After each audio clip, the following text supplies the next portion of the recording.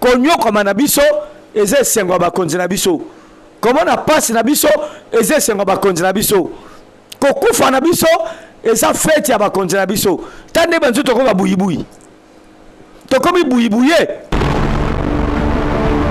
ovole momke owoga nete so to ayoki nine sala wana eza groupe électrogène donc na kisasa mobima et comme le la chaque mapang baza na machine à fufu koromona courant ezali te mais bazo na facture bozo obligé ya kofuta yango parce flamme tozala boumbu moko na mboka na biso moko ya kosakana te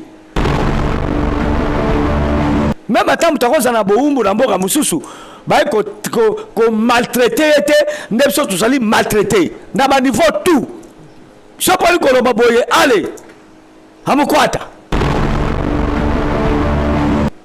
ba contrôle facture ba kata mino su courant ngo ezate me balingi ba kata lisusu siko ba kata nini ngana ko sepena coup d'état te parce flamme parce que to koma na mboka oyo c'est la constitution na biso mutu pozo bo kontifa le kanenzela ya élection to ça la démocratie alors ba vote to élection et ça la carte de démocratie okay. Alors koya kotia trouble na mboka ko beta masasi ko bomba bato en tout cas ngana condamner ngo penza avec dernière énergie na éviter ce qui mutu moko to bato mbele bakufi et ça déjà mabe parce que vieux mutu za sacré OK Bible zolo ba ngana za chrétien pratiquant Bible zolo ba ke mutu moko te azana droit ya ko ote bomo ya mutu oyo nzamba pesiye okay. Mutu oyo azaka na droit ya ko retirer paiement ya mutu et ça ka nzambe mamnu so mboka ezali ko tambola parce que ye aza tête soki bobomi ye boki trouble na mboka te mais oui peuple passe à la sacré donc et c'est l'état hein oui. Gouvernement na peuple to banga daka gouvernement so banga peuple pardon peuple pe so banga l'état wana mboka etambola malamu mboka ko tambola malamu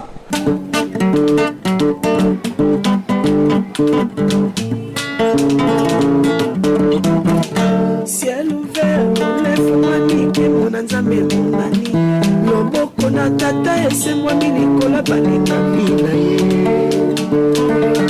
ciel ouvert ciel ouvert ciel ouvert ciel ouvert ciel ouvert ndeko landaka yango ndeko talaka yango na Vincent Makela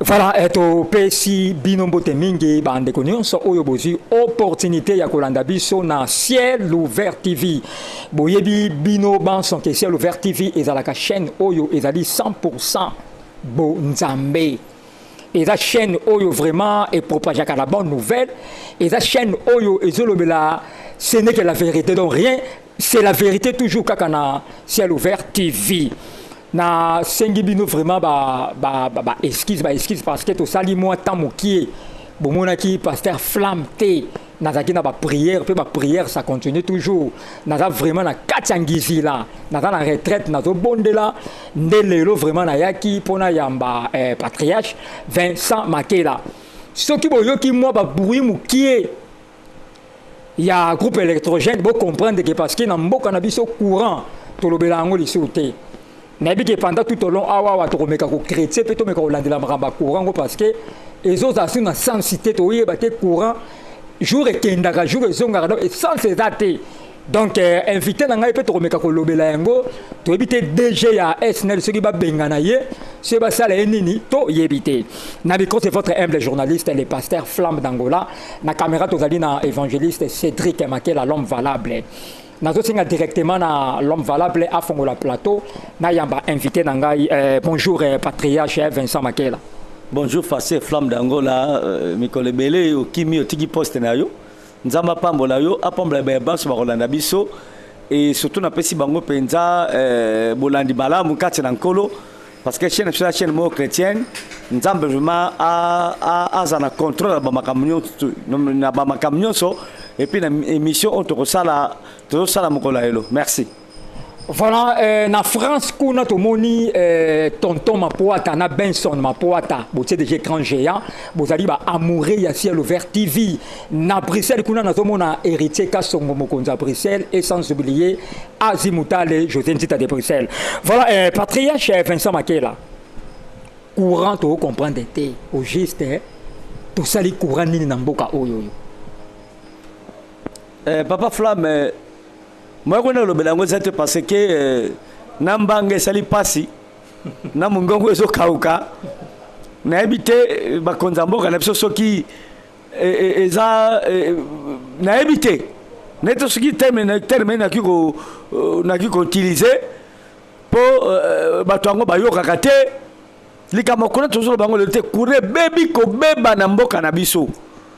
E bebi na niveau moko yo bana botama na kisaso na monate. Et au vu au sud de tout le monde, bah connaissons bazala bazotala, bazako yoka, mais bazo c'est le remonter parce que peuple le belabango le remonter konyo comme nabiso et c'est sengo ba konzina biso. Comment on a passé nabiso et c'est sengo ba konzina biso. Kokufa nabiso et ça fête ya ba konzina biso. Tande banzo to ko ba buyibuyi. To komi buyibuye. Soto mobimba. Buyibuye. Lo bani. Donc le bana mike babouibou to bi so mabana mike batie moi poudre tout ça banini mais babouibou est comme malade mikolo bat no sanzela ko kwanza to komi bouibouye ozoka te na fa comprendre bouibouye mutu nyonso tout akona babouibouyi siko to ko banini on dirait mboka ezali eza gouverner te ele ko lokola courant na mai Bamba comme ça le bela côté passer flamme. Et c'est le côté. Mais pas ce comme Ilix. Hein? Ça te voit le moment que au regard. N'est-ce pas toi qui? Ni ne salawana. Et ça groupe électrogène. Donc qui ça mobima et comme le roi chaque ma pang bazan la machine à foufou. Mais vous savez ma quelle le maca c'est tout déranger ba tout.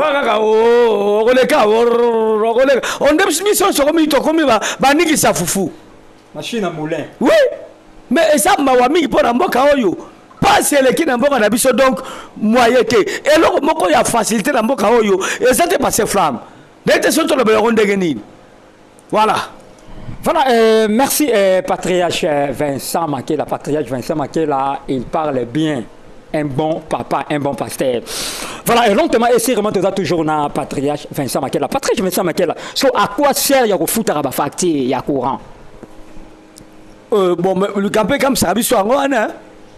Koromona, courant salité. Mais besoin de facture, besoin obligé ya ko futa ango. Passer flamme, tozala boumbu moko na mboka na biso moko ya ko sakanate. Même atam tokoza na boumbu na mboka mususu. Ba ko maltraiter était, nebso tozali maltraiter. Na ba niveau tout. So pas ko loba boye, allez. Hamukwata. Ouais. Donc on va te kangaka mbanga pondre mboka oyo tuako tika bato na mboka oyo ezali ba famille songo to pakala baza berita mboka oyo biso to lobaka te po soko lobi allez maloko mais ça mawa mingi et c'est le peuple congolais to futa la facture te to futa la monine parce que tout futa ba facture ya makambo yo zo consommer te et ça passe et puis il faut yeba que vous excusez parce que flamme oui so pe courant ngoyé au moins un jour deux jours et que après combien de temps on dit ça je panne alors câble faut que tiembo bo somba muto koya po akansa ba câble wana il faut main d'œuvre bon sikoyo à quoi sert bon tout vous sur ba facture mais on chaque fin du mois baza pe ko ka pe ta sonité baza na bomate baza pe na facture pe monter likolo oh so la segi maman pasteur abisa ba facture au monde ba monter likolo o mona tapsu bande ko balingami boza pe na courant ngote mais on a besoin de contrôler ba contrôler ba facture ba kata mino su courant ngo zate mais balingi ba kata lisusu siko ba kata nini mboka chose passe tozala mboka moko maudit kozala congolais na habité libaberon plus que libaberon faut que lango kombo parce que mboka oyo peuple sepelaka te tokomela la bana mawa tokomela la bana bitike muto ko le bino azate muto katro na kambu poete bo sepela makambe bonga azate alors tobelaka kolo yesu masia nayebite soki akokita ye moko aregle bamakambo mboka to akotina baange nayebi te mais nzambe asalaka grâce passé flamme. Voilà, Nzambe asalaka grâce na mboka na biso, ce n'est que la grâce de Dieu et ouvraka nyonso. Voilà, et lentement et sérieusement toujours na patriarche Vincent Makela. Patriarche Vincent Makela na ligne vraiment tout dinda na mozindo awa parce que avant-hier tout le monde qui coup de tenir ko salama na mboka na biso. Vraiment là qui dit à quoi patriarche Vincent Makela. Parce que flamme ngapela na lobela makambo penza te mais le rôle invité ngai poto lobela ngo tika to lobela ngo mwa muke mais na pesi mbote mingi pa ya mwana nanga Esther Mabengi le diamant noir na Angleterre nomba na frère Yves nzamba pambola bino mbote mingi e pa ya mwana nanga Flori na France nzamba pambola yo Florida kona za na yo mbote mingi pa papa Edith Sungu évangéliste et maman Nancy mwana Popi nzamba pambola yo mama Martin nzamba pambola yo papa Nisen nzamba pambola yo mbote mingi pa ya mwana nanga bana nanga in États-Unis Sylvie Kigalu nzamba zala na yo Ser Moyuma nzamba zala na yo Patrick Kamanda nzamba zala na yo frère Cédric nzamba zala na yo et pourquoi pas Job Bolibanda nzamba zala na yo bino son nzamba zala bino sans oublier Mimi Tomadouda nzamba zala no frère Yves frère Yava nzamba zanayo Sœur Mariam na Belgique nzamba zanayo sans oublier Coco Ping Pong le grand comédien et puis na grand prêtre ba comédien Mangobo na Hollande nzamba zanayo na Igeti Mao Madelena nzamba pambola binu papa flamme oui biso beto lalaki toyoko za surpris na tongo etenelaki tongo ya samedi ya dimanche ok toye koyoka ba nouvelle oyo bon ngana ko sepena coup d'état te parce flamme parce que tokoma na mboka oyo c'est la constitution na biso mutu poza bokonzi fa le kanenzela ya élection ok alors nanzela no longoli moto zumi nduki olongoli ba moto na makasi to bomi mutu parce que via muteza sacré très bien et ça mala muté parce que soko tali comme mboka na ezali babenga ngo république démocratique du Congo toza la démocratie alors ba vote to élection et ça la carte de démocratie okay. Alors koya kotia trouble na mboka ko beta masasi ko bomba bato en tout cas ngana condamner ngo penza avec dernière énergie okay. Na condamner ngo et ça penza mala mingi te mais na côté mususu ba konzira biso ba zo konza biso basa la pe makambo malamu pona ba makambo boye yakate ba makambo ndenge nini oyebi même moi na yo boti papa flamme soki azala ba droit na ye mais yo zo kokisa ngo te mwana oya ko koma rebelle ako se rebelle contre yo ako comme poli contre yo ako makaka pe yo ako tombokela yo donc ba konza biso pe makambo ezali ko leko yo epesa bomo muke mayele je crois qu'il y a Kobongisa pour ma boye et ça la bagate papa flamme.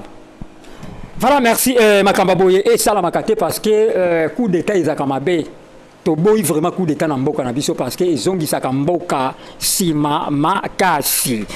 Voilà, patriarche Vincent Makela na lobi boye mais bato bakufi ebele na journée wana nayebi te soki mutu moko to bato ebele bakufi eza ja mabe parce que vie mutu eza sacré. OK. Bible ezoloba nga naza chrétien pratiquant. Bible ezoloba ke mutu moko te aza na droit ya ko ote bomo ya mutu oyo nzambe apesi ye. Okay. Mutu oyo azaka na droit ya ko retire pema ya mutu eza kaka nzambe. Mais biso soki na mokili mpo na jalousie mpo na koyena bokonzi mpo na koyena baposition ya mutu mpo na koyena baposte mutu ayiki koboma mutu facilement mutu akosala mutu mabe ayiki koempoisonne mutu ayiki kobeta mutu masasi orke eza malamu te.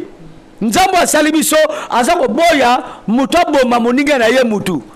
C'est pas bien. Ata nde bandeko basalaki mpo bakobomba président babu masoki nani eza malamu te eza likama kwa encourager te totelemeli yango avec dernière énergie eza bloko malamu te parce que tout d'abord président de la République ndenge eza wana aza sacré. Oui. Ba institution nyonso to mboka mamu so mboka ezali kotambola parce que ye aza en tête soki bobomi ye boti trouble na mboka te. Mais oui. Boti trouble na mboka ba innocent bakokufa bato baza famille na ye te bakokufa bato baimaka bapolitiki te bakokufa bato baliaka mboka gouvernement te bakokufa omoni eza malamu te. Alors mpona kosala likambo esengeli yo moko okanisa nanu eske likambo eza kosala conséquence nango ezali nini. Donc toko bike soki bato bakufaki ebele nayebi te parce que banquette nano esalami te ata banquette esalami banquette bamboka na biso oyo résultat mpe ebimaka nango te okaka enquête elei kaka na passé simple ndeko lobi mais eza malamu te en tout cas eloka boye na ekolo na biso esalamaka susu te. Voilà nasengi na baeglise tobondelaka mingi mpo na mboka tobondelaka mingi mpo na mokonzi ya mboka mpe baoyo bazokamba biso na mboka fo kosambela mpo na bango protection ya nzambe ezala kati na RDC mboka ya makasi. Voilà, patriarche Vincent Makela, boni gouvernement ezo ebimi ou bien ebimi te? C'est ça ma question. Papa nakasi ngano tozo ana Kisasa to ana Congo gouvernement ti lelo zo bimate même parlement na biso ti lelo yo n'était so baza ko siéger mais je ne crois pas osomona ke mboka eza stationné ce que makambo ko bonga ndenge ni biloko chaque fois ezo mata tala ba soso to komina yango moyen te mais gouvernement ezo bimate so eza du ya quoi to ebi pété ni des ont bloqué to ebi pété si comme on dit moi groupuscule abatu et kangi mboka mobima en otage yango to somona ba makam susu elingo ba mboka na biso pona ba makam boyi eza malamu te to senga ba kontima sana lombango penza bavandisa makambo ya mboka bavandisa gouvernement bavandisa nyonso oyo ekambaka mboka mpo mboka ekambama ndenge ya malonga biso mpe bapetit peuple tosepela ti lelo oyo nano gouvernement ebimi te à part premier ministre oyo mokonzi anomaki eza mpe na ministre mosusu oyo azaki premier ministre sortant mais tiske oyo aza quand même kosala musala donc ndenge tozala na deux premiers ministres eza malamu te donc fo basala mpena mbangu mpo mboka na biso etambola mpe ekolo ekende liboso mais gouvernement nano ebimi te passe flamme. Attends, mais gouverneur ya ville à Kinshasa déjà bimaki Daniel Bumba vice-président Edi Yeli donc bazala rôle des gouverneurs bazosala na des vice. C'est ça le problème. Mabe ya mboka na biso ekolo ezalaka mpe sacré. OK. Peuple pas ezalaka sacré. Donc, esengeli l'État. Hein? Oui. Gouvernement na peuple. To banga daka. Gouvernement so banga peuple, peuple pardon, peuple pe so banga l'État.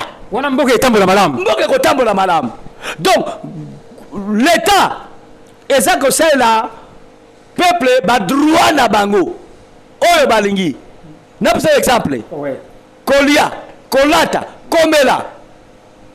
situation ya mboka social ya mboka ezalaka okambama na gouvernement ezokambama na l'état donc l'état azokokisa baposa ya peuple pe azobanga l'état badroit ya l'état azosala yango mboka ekozala développe pe ekolo ekende liboso mpe bakonzi na biso bakosala mosala na kimia mpe mboka eza na kimia mais ndenge mboka ezotambola boye passe flamme bulu yeke ebona ozala kaka eza mobulu.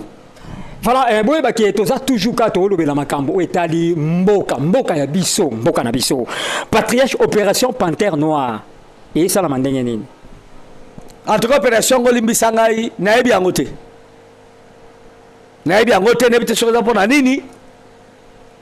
Tapsu kaka na yoki yango mbala mibale pa na yo.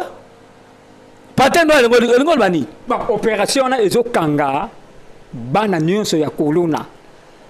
Donc c'est ba moni bino na entroupement ba moni bino suspect ba okanga bino pour le moment soko landi au mona pena to ya kulu ne diminuer moké parce que bazo kanga ceux qui za bongo za makaba ko encourager mais en tout cas ngai Panthère Noire en tout cas nana yoki yango penda te et puis na yebi yango penda malamu te pena bité musani bazo sala le rôle expliquer ngai bravo ceux qui l'état ba conception ba sala ka sécurité mboka ba kozwa ba meko ya makasi pona sa kuluna eza mabete parce que bana wana ba kuluna wana on dit ba sama na satana ba saka na mawate au moins nde bakataka ndekonolo valable mosana nzambe mais ba papier likolo ya saki na memaki ya bango pete pe mosali ya nzambe batangisi makila na ye jour nga na monaka ba pota oyo naka to tsaka koti na nini na bémission mais nalobaki mais c'est pas possible eloko ya yote ozokado kobomela ngo mutu ozokado kosasela ngo mutu ozokata mutu lokando ozokata taba pona ngai pena bana na sakana na bango te pona mona ba dega basala bana na ba bomana limité mama ya bana 9 et pas ça na semi ba boma ya ba pasole libumu ba bimisa mwana zoni ngana boy passer flamme ba sa mwana ba betena na bordela makadam wow oui mama na responsable munene akufa mpona bana wana epuis nga na koloba boye plupart bana na bazaka barasi mabe mpo nzambe alakisanga likambo wana ça fait longtemps soki tuni lo valable akobisa bino ke na sakolaka mpo nango na église génération moko bana moko bakoya likolo portable no bakoboma yo likolo safro no bakokata kingo bana ko bango wana epuis tala plupart bana wana omonaka bakolo bandaka bapaka na bango te epa bakoko sala keto kopesaka raison avant na pas koko na ye et pas camarade na ye alors on a commune na commune mususu bilomo ndenge wana alors ce qui Panthère Noire et salami pona ko traquer bana wana ko silisa kuluna alors wana pela yo bi ngana ndimaka te mais na ndimi pe na beti maboko na bi gloire à Dieu parce que c'est l'état mutu à cause de me ko silisa ya ko tsekime na mboka passer flamme. Voilà, maître Julio Consolata, maître Idi Amin, maître Daniel Tumba, mon avocat Cambez, Nzambe Amon Abino. Voilà, merci patriarche Vincent Makela. Tout est que je appelle nouvelle, il y a une journaliste, Rafine Tumba, à Koufi en direct, il y a à Bruxelles. Est-ce que patriarche, ou est-ce qu'il paye? T'es le couteau m'avait n'habillé. Maman de t'aille baquillé, il y a une tablette de solo, il y a mon amour à Koufi. Pourquoi il y a poto ezalo la terre poto za paradis terre oza na poto bobeli po kufi oza na poto bopi ba telo poison kufi oza na poto pe assassiner yo ya mwana vraie sécurité est-ce qu'il y a comme bombe zaka kati na nkolo amen mais balobi ke mona mo sona usala be mission mais be mission za ko sala zeke be mission kaka ya ba mamigi plupart de mission za ko sala ezeke be mission ya ba mabe bambwakela bato bambwakela kofinga makambo ezanga ntina or ke eza malamu te mwasi papa flamme amibombaka mwasi amibombaka lokwa ndenge mwasi na nga mibomba cette grande dame oyebi ete mon œuvre d'art napesi ye mbote mingi esika azali nakasi aza kolanda mama Bene Makela mwasi na kati ya basi mwasi ya kilo mwasi ya poids mwasi ya lokumu soki mobali okumisaka mwasi no te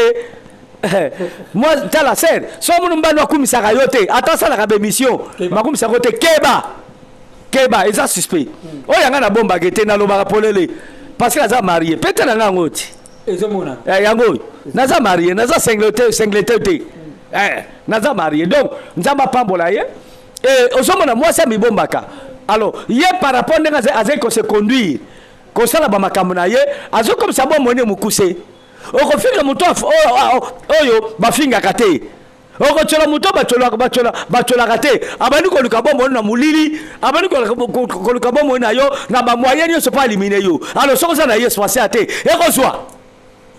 ekozwa lui un refuge munene eza nkolo mais malheureusement bato wana bazaka na nzambe te yo moni bazokola te voilà. Voilà, merci patriarche Vincent Makela. Lentement et sérieusement, toujours qui ne moquait poto chiter na émission na biso. Patriarche Vincent Makela, na nyonso yaba analyste lobedi awa likolo na mboka. Conseil ni noriko pesa, idée ni noriko pesa, message ni noriko pesa na mboka bazolanda yo. Pour na mboka Congo, mboka na biso na kobanda biso pa ya peuple. Ba peuple to revendiquer ba droit na biso mais na nzela masasi te oto makingandi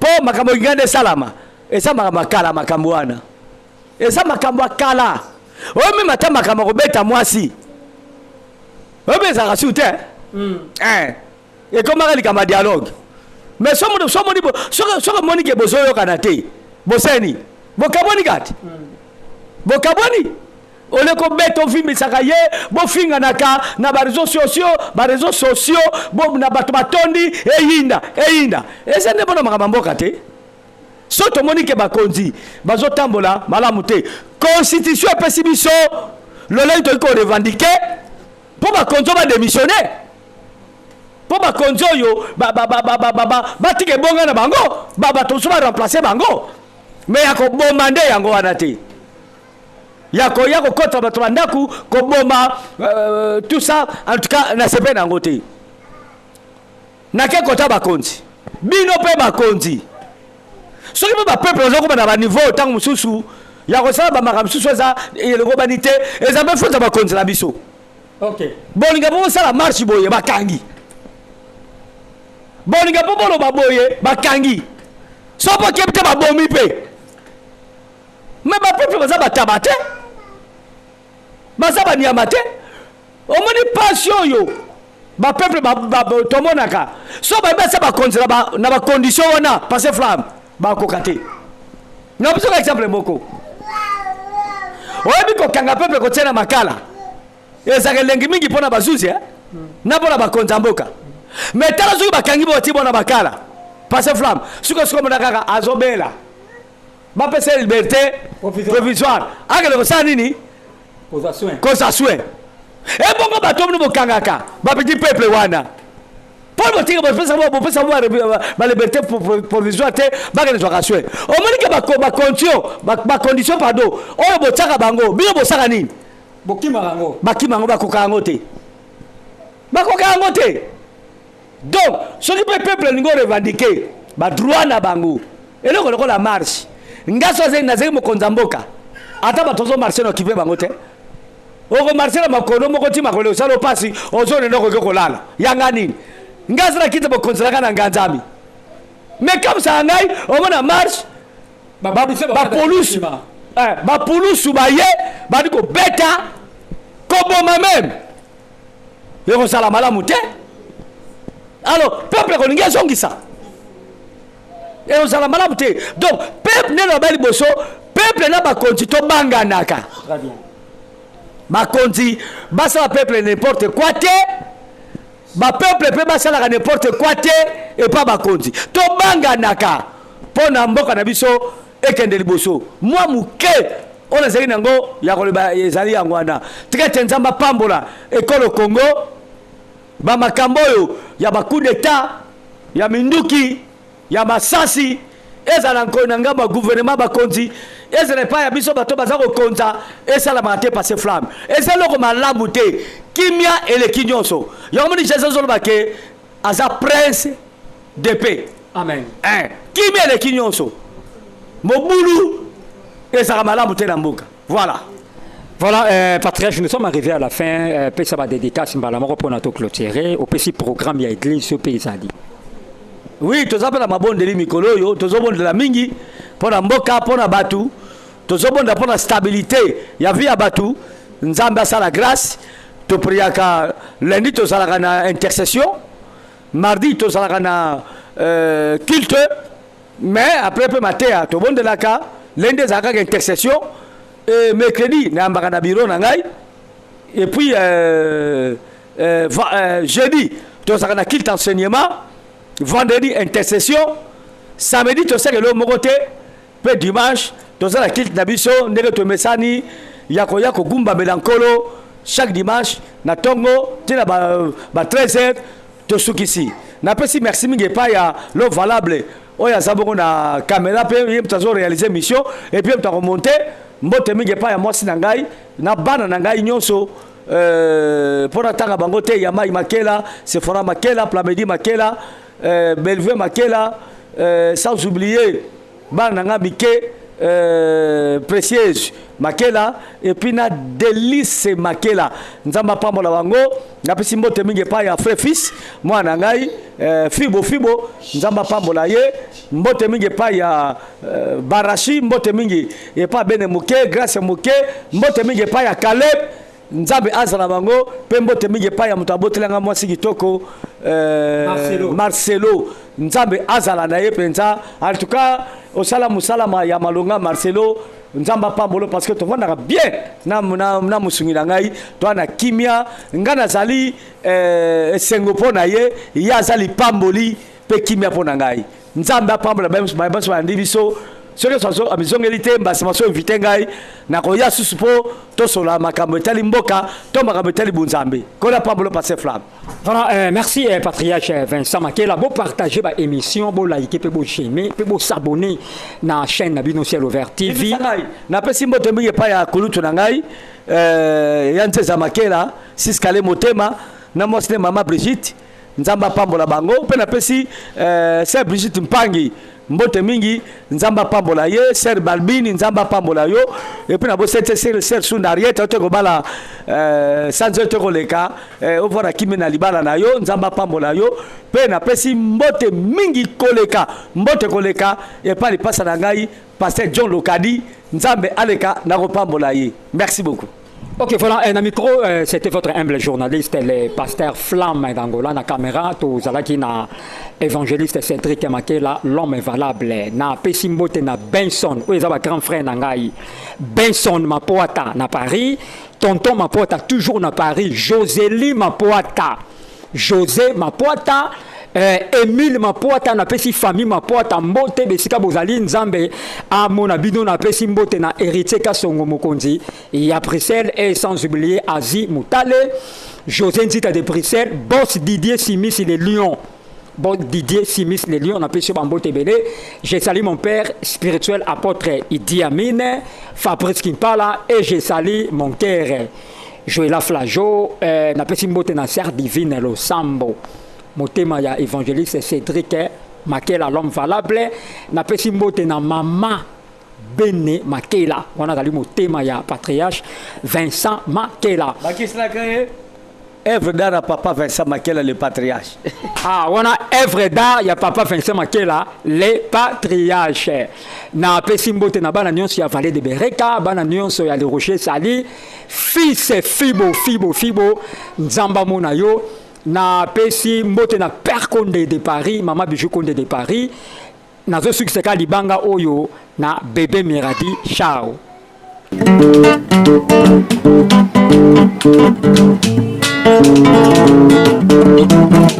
ciel ouvert lève-moi nike mona nzambe monani loboko na tata esemwami likola balingami na ye